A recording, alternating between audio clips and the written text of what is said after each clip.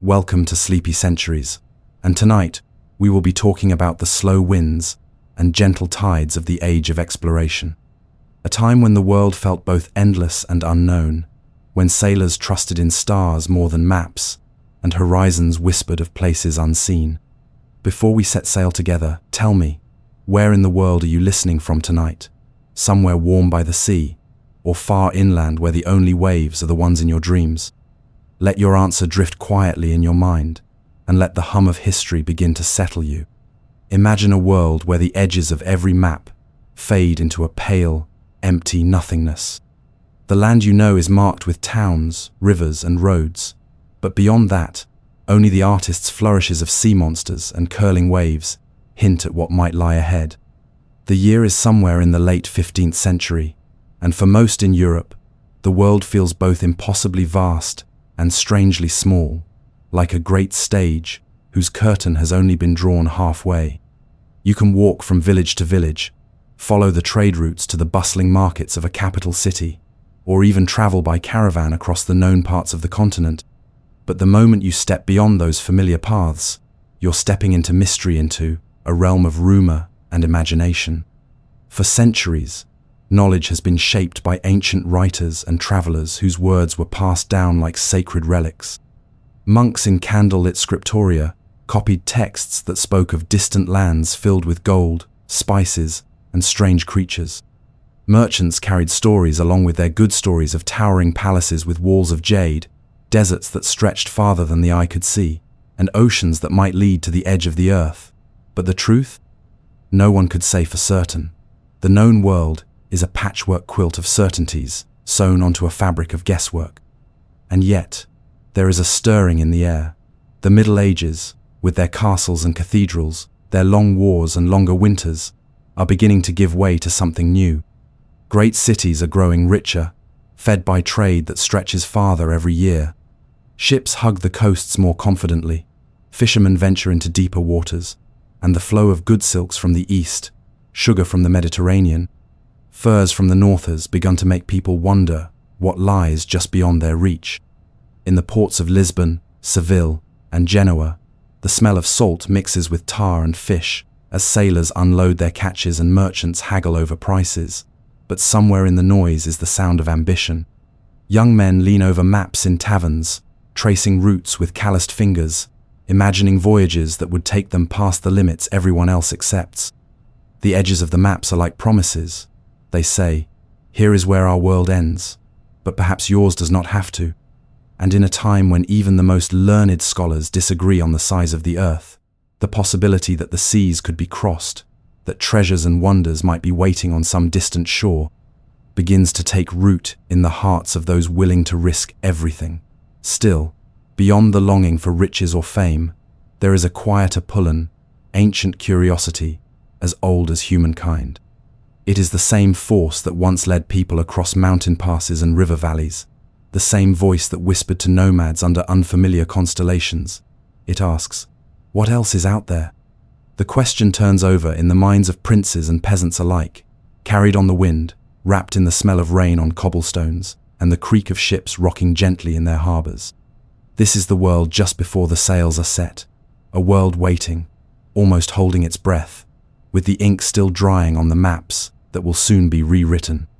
And as the horizon glows with the last light of evening, the sea lies dark and endless, whispering that it knows the answers, if only someone is brave enough to go and find them. For the sailors who lived along the ragged edges of Portugal and Spain, the sea was not an empty space, but a living companion, moody and changeable, yet steady in its eternal presence. It was there in every childhood, memory the crash of waves against the harbour walls, the tang of salt clinging to the air, the sight of gulls wheeling against the pale sky. To them, the ocean had a voice, low and constant, humming through the ropes and timbers of the ships that rested in the harbours. It spoke in the creak of masts swaying gently at anchor, in the rhythmic slap of water against the hulls, in the sighing wind that tugged at the rigging. Every man who went to sea learned to listen to it, to sense when the ocean was in a playful mood, rippling with a brisk breeze, or when it was sullen and brooding, holding its breath before a storm. This was a time of new ships and new ideas, when the old ways of hugging the coastline were slowly giving way to bolder ambitions. The caravel, with its slender hull and graceful lateen sails, could do something miraculous. It could sail almost into the wind, tacking and weaving where older ships would have been driven back. Its shallow draft allowed it to slip into unknown bays and narrow rivers, to glide close to unfamiliar shores without fear of grounding. For the first time, sailors could think of the ocean not as a barrier, but as a road, stretching in any direction the wind might carry them. And so the men who served aboard these vessels began to see the world differently.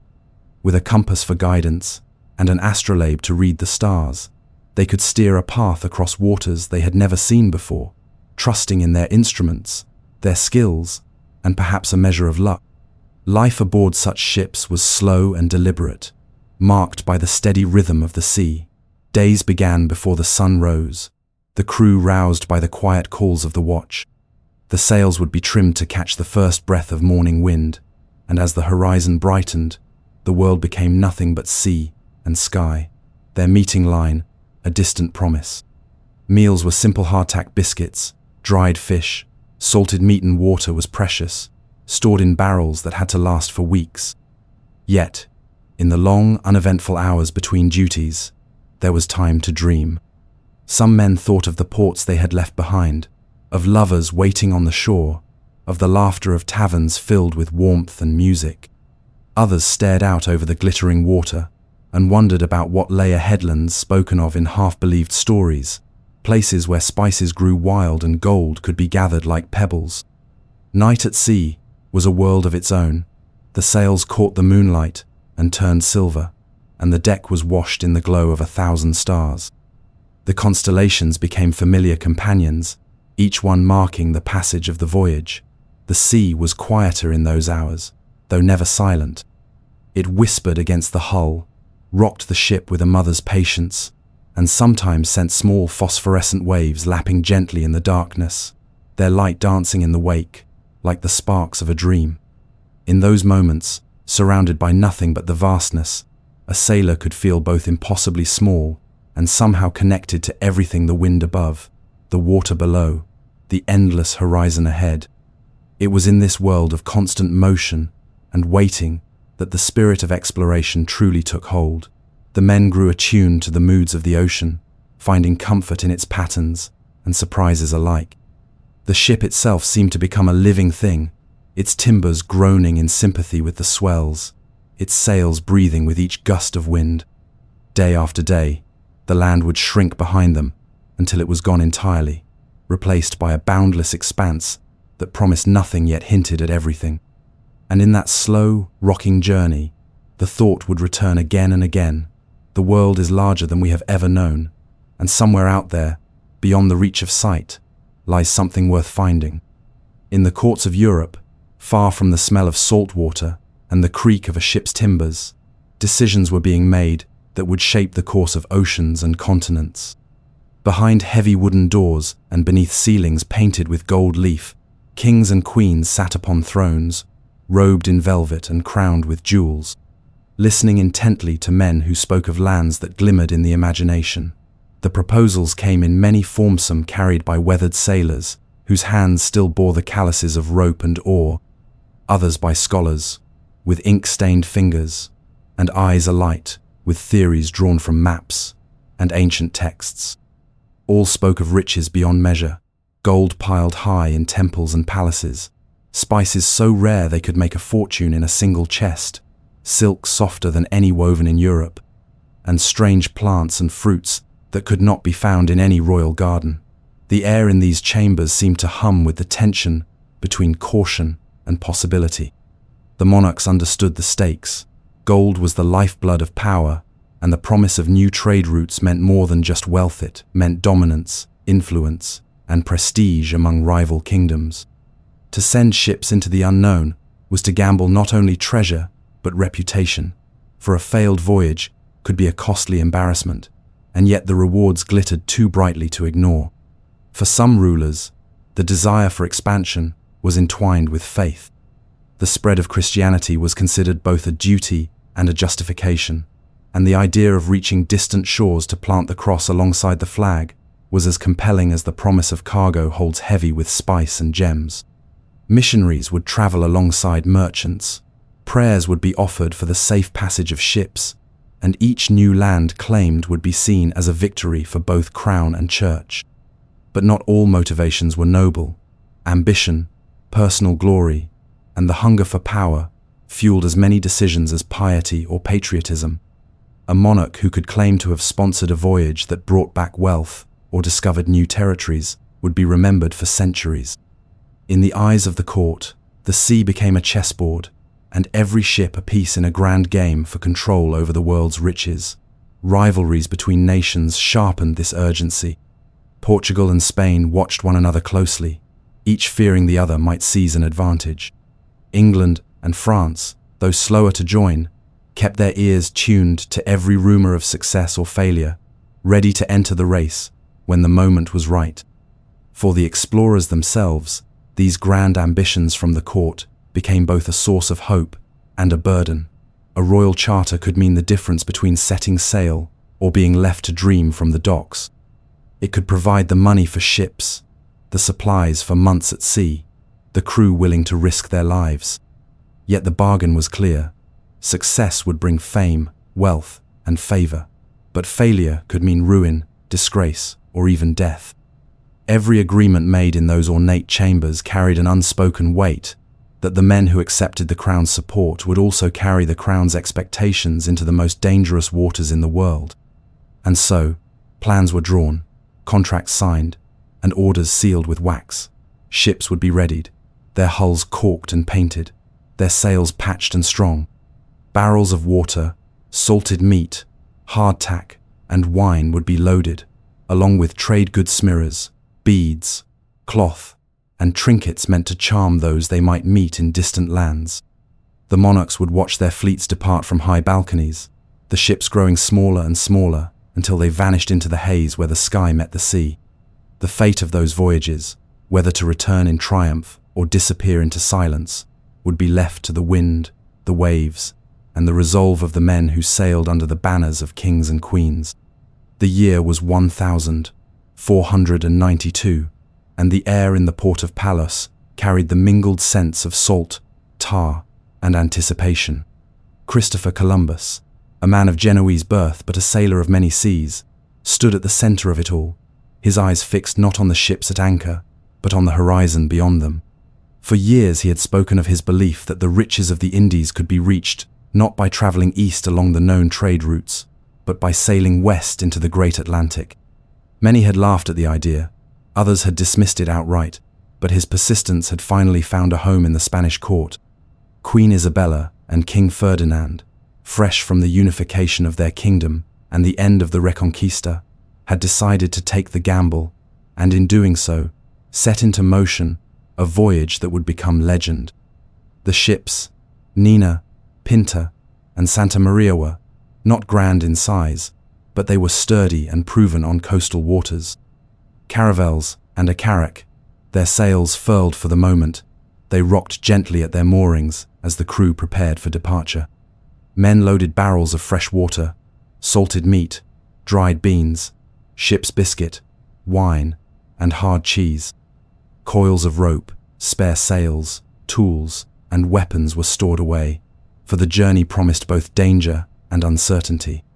Alongside these necessities were trinkets and goods for trade glass beads, mirrors, small bell subjects meant to charm and intrigue the people they might meet, wherever the voyage would lead them. The crew themselves were a mix of seasoned sailors, eager adventurers, and a few men who had been spared prison on the condition they served the voyage. Some carried dreams of wealth, others simply hoped for survival. On the morning of departure, the tide was with them, and the ships began to drift away from the shore. The masts rose like spears against the pale light, the sails slowly unfurling to catch the wind. The land slipped behind them, first the familiar houses and churches of Palos, then the low green of the coastline, until there was nothing left but the heaving blue of the sea. At first, the journey was easy enough, the weather fair, the winds cooperative, but as the days passed, The shoreline faded from memory, and the horizon became a constant circle, the same in every direction. The men worked in shifts, adjusting sails, manning the tiller, keeping watch from the crow's nest. Meals were taken quickly, the hard bread washed down with wine, the salted meat chewed slowly in the dim light below deck. Time at sea has its own rhythm, and for Columbus's crew, the days became marked by small changes: the shift of the wind, the sight of dolphins leaping in the wake, the rare passing of another ship. The further west they sailed, the less they saw of the world they knew. Clouds moved in patterns unfamiliar, the air felt heavier and warmer, and at night the constellations changed subtly, hinting at the vast distance they were covering. Columbus kept his own charts and logs, measuring their progress with care, though not all of his numbers matched what he told the crew. He knew well that to speak openly of the true distance might breed doubt and fear. As the weeks wore on, and still no land appeared, murmurs began among the sailors. The ocean stretched endlessly, and some whispered of sea monsters or of waters so far from land that they might never find their way home. Supplies were still sufficient, but patience was wearing thin, and the confidence of departure had given way to a quiet unease. Columbus, however, remained steadfast. He spoke to his men with certainty, reminding them of the rewards that awaited, of the honor they would bring to Spain, and of the glory of finding a new route to the Indies. He pointed to signs that land might be near a branch floating in the water, a piece of driftwood carved by human hands, seabirds flying overhead. Then, in the deep hours before dawn on the night of October 11th, the watchman aboard the Pinta called out, his voice sharp and certain, "Tierra, tierra, land." After 33 days of sailing westward from the Canary Islands, a dark shape lay on the horizon, just visible in the faint light of the rising moon. The ships altered course, and as the morning broke, the green of trees and the pale curve of a sandy shore came into view. It was not the spice-rich east they had expected, but a place no European had seen before, a new world, warm and strange, waiting to be stepped upon.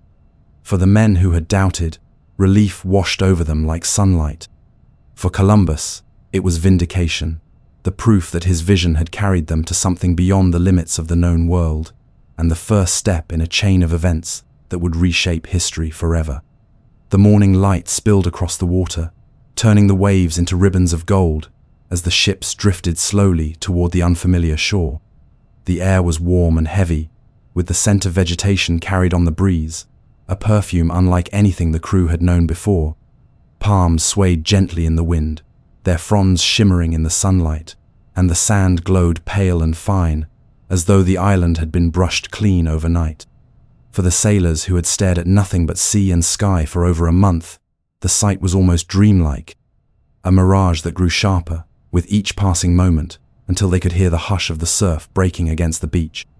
There was movement on the land figures emerging from the tree line, watching the ships with the same mixture of curiosity and caution that filled the men on deck. The people were unlike anyone the crew had ever seen, their skin bronzed by the sun, their clothing light and woven from fibers the Europeans could not name, their hair shining in the morning light. They stood at the edge of the water, speaking to one another in a language the newcomers could not understand, their voices carrying across the tide in melodic bursts. Columbus ordered the boats lowered, and the men rowed toward the beach, the sound of the oars dipping into the water steady and slow. As they neared the shallows, the sea turned crystal clear, revealing fish darting among coral shapes in colors that seemed to belong to another world. The sand was warm beneath their feet when they stepped ashore, and the air was thick with the hum of insects and the songs of birds hidden high in the green canopy. Columbus carried the royal standard of Spain, planting it firmly in the sand as a declaration of claim. To the islanders, this act meant little in the language of land and ownership they knew.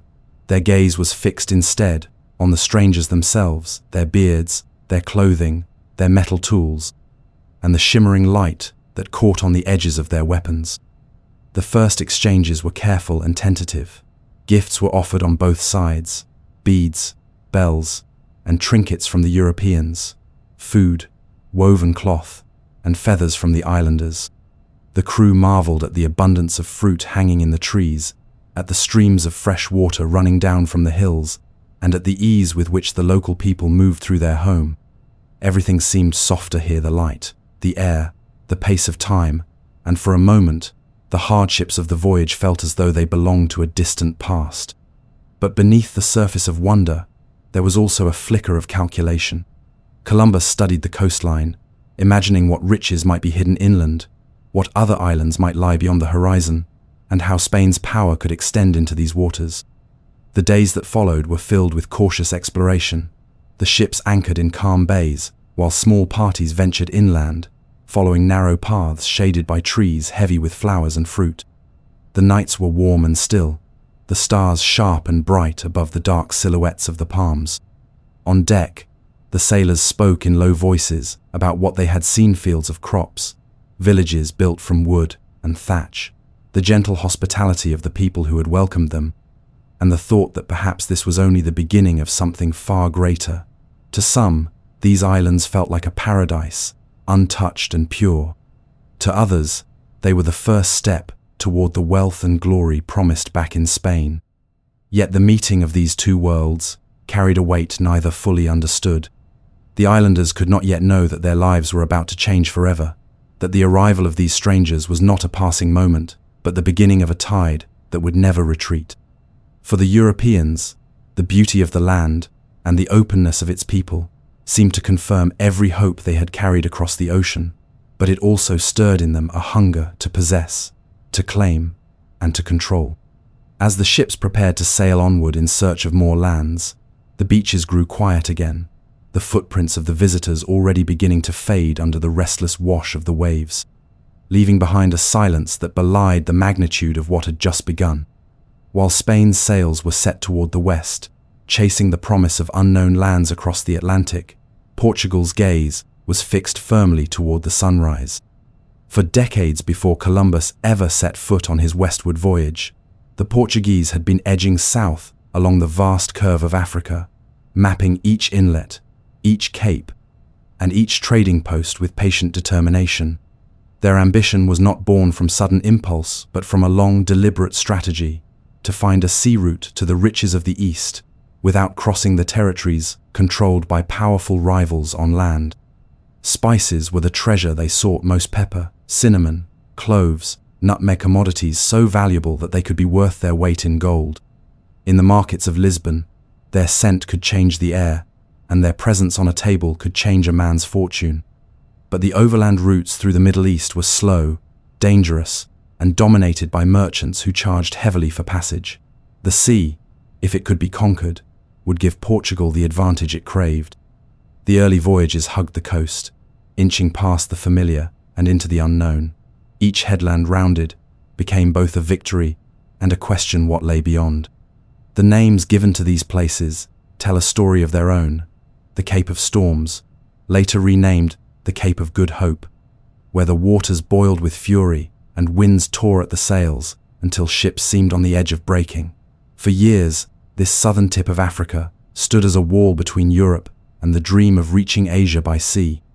Yet the Portuguese, driven by both ambition and pride, refused to turn back. They built sturdier ships, improved their navigation, and studied the winds and currents until they could read the ocean like a book. In 1498, the long-sought passage was finally claimed. Vasco da Gama, commanding a small fleet, sailed down the coast of Africa, around the treacherous cape, and into the waters of the Indian Ocean. It was a crossing unlike anything the Portuguese had attempted before. The air grew warm and heavy, the stars shifted above them, and the smell of strange spices carried faintly on the wind from ports they had never seen.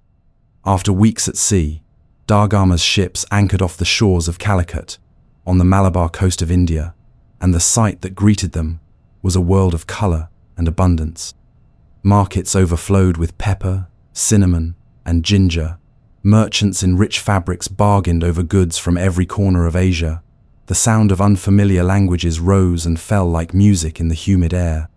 Here, at last, was the prize they had been chasing for nearly a century. The journey home was long and brutal. Many men perished from scurvy, their bodies weakened by the months at sea, and the ocean showed its unforgiving side more than once. But when the surviving ships finally returned to Lisbon, their holds carried enough spices to pay for the voyage many times over. The news spread quickly across Europe. Portugal had found the way to the east. No longer would they need to rely on overland routes controlled by others. The sea had become their private road to wealth and influence, and they intended to guard it fiercely.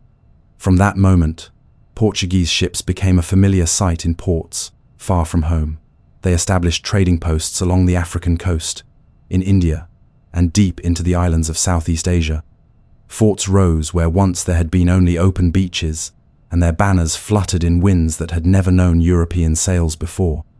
The currents of commerce began to shift, carrying goods, ideas, and people across oceans in patterns that had never existed until then.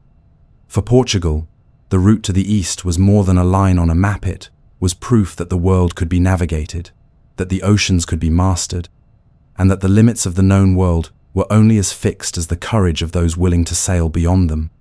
Ferdinand Magellan was not a man easily turned aside by doubt. Born in Portugal, but later sailing under the flag of Spain, he carried within him a vision as vast as the oceans themselves, to find a passage through the lands of the New World that would lead to the Pacific, and from there to the Spice Islands of the East. Others had skirted the edges of such an idea, but none had dared to attempt the journey in full, for it meant braving not just unknown seas, but the hardships of months without sight of familiar shores. To circle the globe was not yet a goal openly spoken of, was simply too immense to contemplate, but in Magellan's mind, the possibility glimmered like a distant light. In 1519, his fleet of 5 ships, Trinidad, San Antonio, Concepcion, Victoria, and Santiago, sail from Seville. The men aboard were a mix of nationalities, bound together by duty, ambition, or necessity, their eyes fixed on the horizon, and their hearts uncertain of what awaited. At first, the voyage carried them along known waters, past the western coasts of Africa and across the Atlantic towards South America. But as the land stretched southward into colder latitudes, the coast grew wilder, the winds sharper, and the days shorter. Magellan was searching for a hidden doorway in the Continental Strait that would connect the Atlantic to the unknown ocean on the other side. For weeks, the ships crept along the jagged coastline, navigating waters that twisted between towering cliffs and barren shores. The air smelled of ice, and the waves carried the bite of distant storms. In October of 1520, they found it at Lasta, narrow, winding passage, where the sea flowed between mountains, shrouded in mist. This was the strait that would later bear Magellan's name. The journey through it was perilous. Currents surged unpredictably, fog hid treacherous rocks, and the cold gnawed at the men's bones. One ship deserted and turned back to Spain, vanishing into the grey horizon, but the others pressed on. After more than a month in the strait, they emerged into a vast, calm expanse of water, so still that Magellan named it the Pacific, the peaceful sea. It was here that the true test began. The Pacific was larger than anyone in Europe had imagined, and the crossing would stretch on for months without sight of land. Food and water ran low. The men chewed leather straps to ease their hunger, drank whatever brackish water they could find, and grew weak from scurvy. Yet the ocean remained deceptively serene, its swells rolling gently beneath skies that seemed to mock their suffering. For Magellan, the sight of the sun rising and setting over an unbroken horizon was both a promise and a torment, for each day carried them closer to their goal, yet farther from the world they had known. When land finally appeared, small islands scattered, like stepping stones across the blue, there was relief beyond words. The ships took on fresh supplies and moved westward, threading their way through archipelagos, each landfall a mixture of wonder and wary negotiation with the people they encountered. It was in the islands we now call the Philippines that Magellan's journey met its turning point. In a conflict with local warriors on the island of Mactan, Magellan was killed, leaving command to his remaining officers. His death might have ended the expedition, yet the surviving crew resolved to push onward. In September 1000, 522, after nearly 3 years at sea, the battered ship Victoria limped back into the harbour of Seville. Only 18 men remained of the original crew, their faces weathered by sun and wind, their bodies thinned by hardship. But they had done what no one before had achieved. They had circled the globe. They had proven, beyond argument, that the Earth was one continuous sphere, that the oceans were all connected, and that it was possible, though, at terrible cost to sail from one side of the world to the other, and return again. The voyage had redrawn the mental map of the world, stretching its boundaries to their true size, and it stood as a testament to human endurance, ambition, and the relentless pull of the horizon. The great voyages did more than redraw the maps. They rewove the threads of the world into patterns that had never before existed. Ships that once carried only men and weapons now carried seeds, animals, foods, and ideas, crossing oceans as though the waters themselves had become bridges.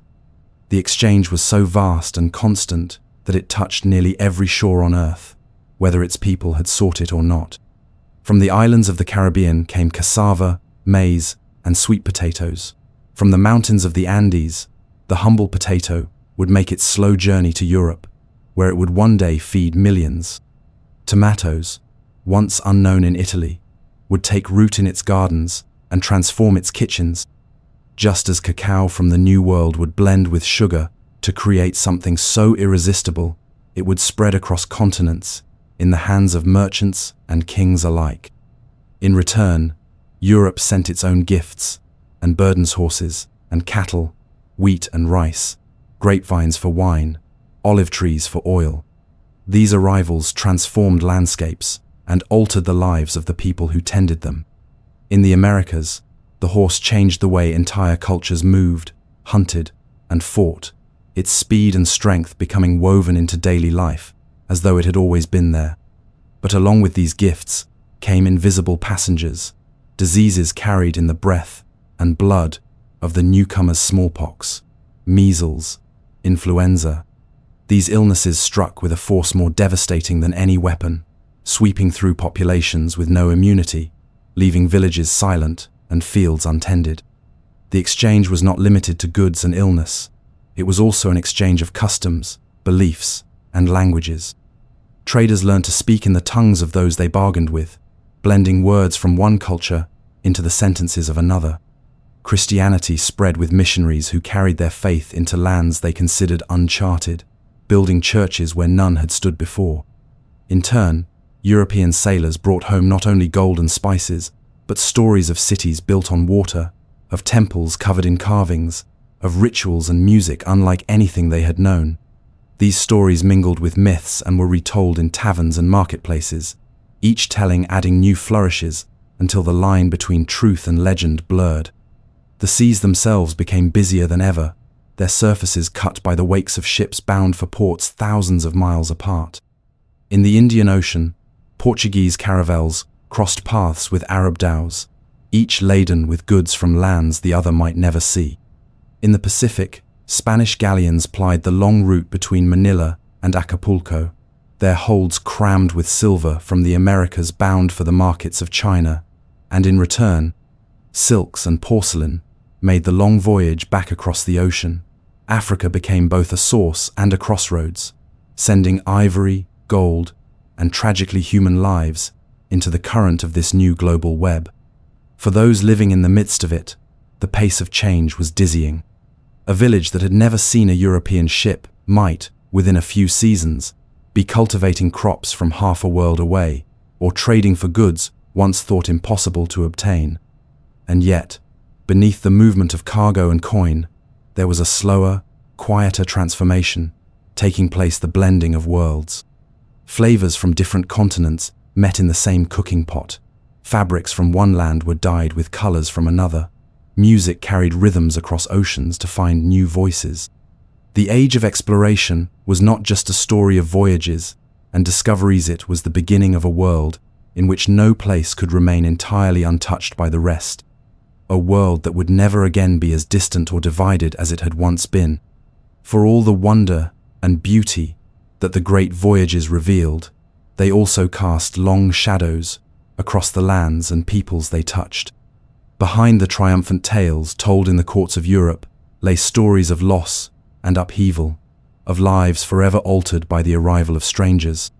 The explorers came with flags and crosses, but also with weapons, and their ships carried not only goods for trade, but the seeds of conquest. Lands were claimed, in the name of kings and queens, without the consent of those who had lived on them for generations.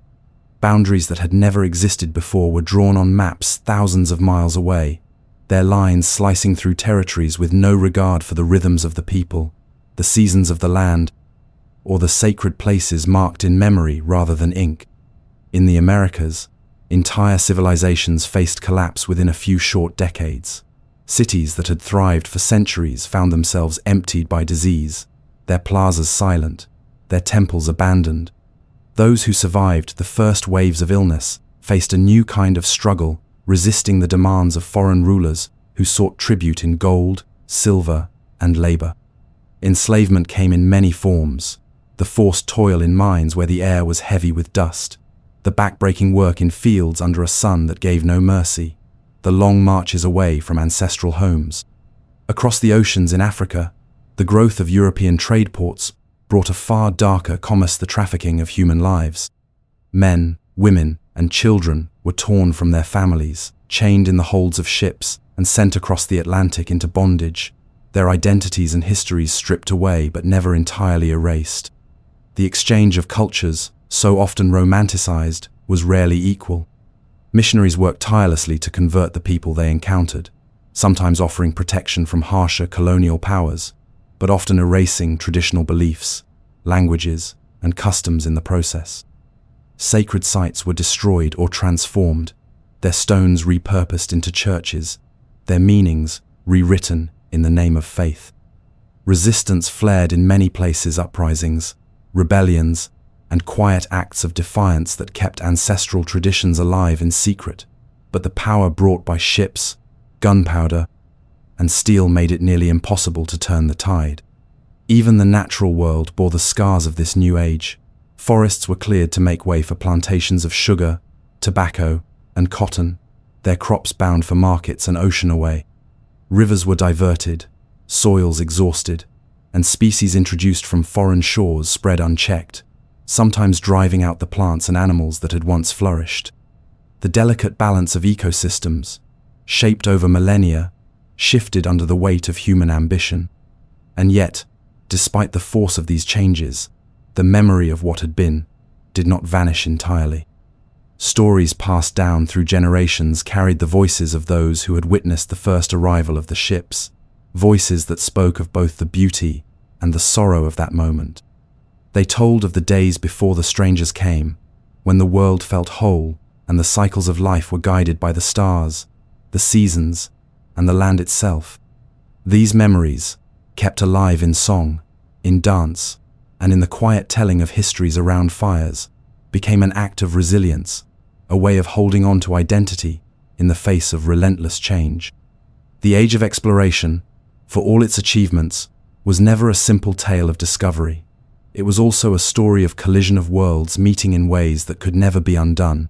The tides that carried the ships also carried away entire ways of life, leaving behind a new world that was richer in connection yet poorer in innocence, a world in which every gain for one was often a loss for another.